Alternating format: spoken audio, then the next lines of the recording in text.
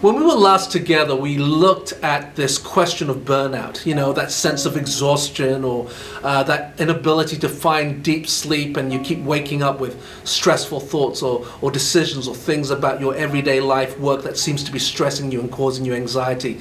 Or maybe simply it's difficult to wake up in the morning with a sense of purpose, that heaviness or depression that you can't seem to lift off you.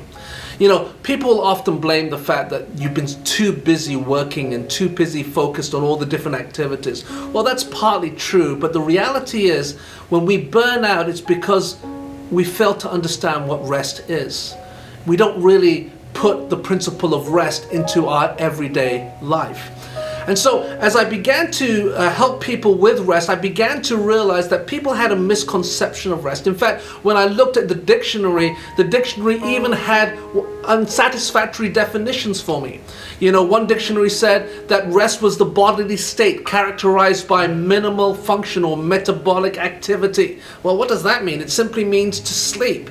Well, when you're in burnout and you are waking up in 2 or 3 times in the night with different thoughts going through your mind, you can't get the sleep. It's not restful. So sleep doesn't necessarily bring you rest unless you resolve the anxiety on the inside. On top of that, some dictionaries have said that, simply rest is the freedom from activity or labor. In other words, it's to do nothing. I can just veg.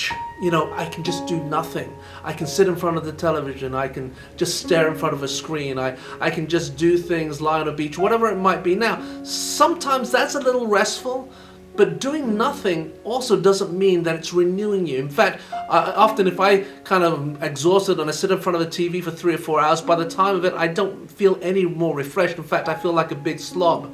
I kind of feel like I've done nothing productive in my life. I feel very empty still. You see, vegging doesn't fill you. Vegging just allows you to stop.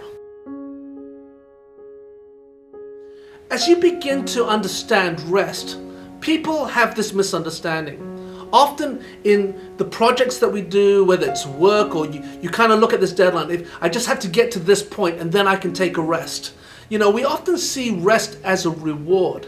When we begin to understand biblical rest, rest is not a reward. It's not something we get at the finishing line. It's actually something that we're to start with. It's the starting blocks is rest. I'll tell you more about that as we go along. But as we begin to understand, we sometimes work so hard, we burn ourselves out, we empty our tank of energy, and so by the time we get to the place of rest, we don't have enough time to refill our tank. And so when we start the next piece of work, we're only half full and we burn out quicker.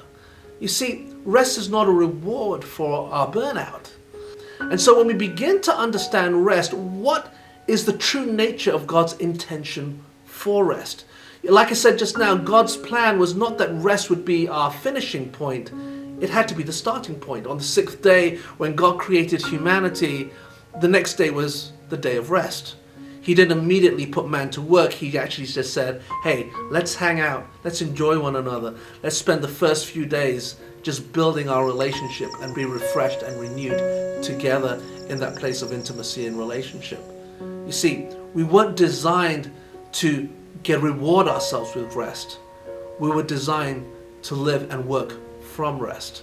And so over these next couple of weeks, we're going to begin to unpack that and begin to discover that rest in God's eyes is the place where you discover Him in a much richer, beautiful way, and that you will be energized and empowered to live the life that will transform your heart so that you can transform the world.